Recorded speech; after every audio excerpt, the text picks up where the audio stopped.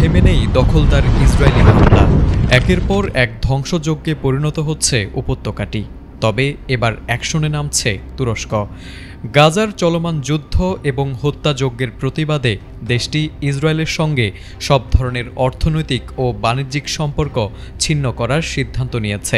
এ সিদ্ধান্তের অংশ হিসেবে তুরস্ক দেশটির জাহাজ ও বিমানের জন্য আকাশসীমা এবং বন্দর বন্ধ করে দিয়েছে, যার কারণে বড় ক্ষতির মুখে পড়েছে নেতানিয়াহু সরকার।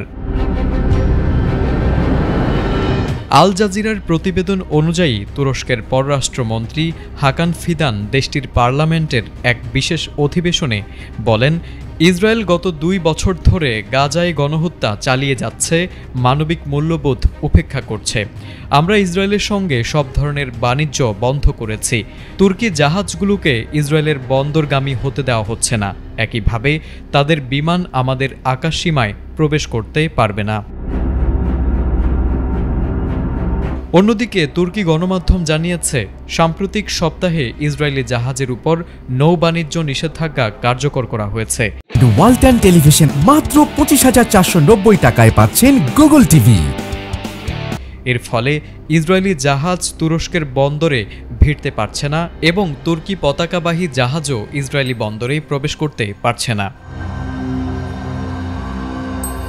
2023 সালে তুরস্ক ও ইসরায়েলের মধ্যে প্রায় $7 বিলিয়ন বাণিজ্য চুক্তি হয়।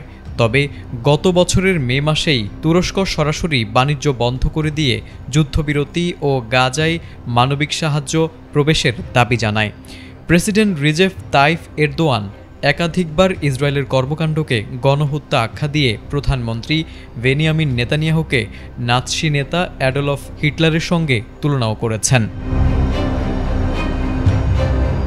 2010 সালে গাজামুখী মানবিক সহায়তা বহনকারী জাহাজে ইসরায়েলি সেনাদের হামলায় 10 জন তুর্কি নাগরিক নিহত হওয়ার পর থেকেই দুই দেশের সম্পর্ক টানাপোড়েনের মধ্যে পড়ে। এরপর থেকে তুরস্ক এবং ইসরায়েল একে অপরের বিরুদ্ধে রাজনৈতিক এবং বাণিজ্যিক চাপ তৈরি করতে থাকে। তবে বর্তমান পরিস্থিতি আরও তীব্র হয়ে উঠেছে, কারণ তুরস্ক এখন পুরোপুরি ইসরায়েলের বিরুদ্ধে কঠোর পদক্ষেপ গ্রহণ করেছে। তারেক আজিজ, এটিএন বাংলা।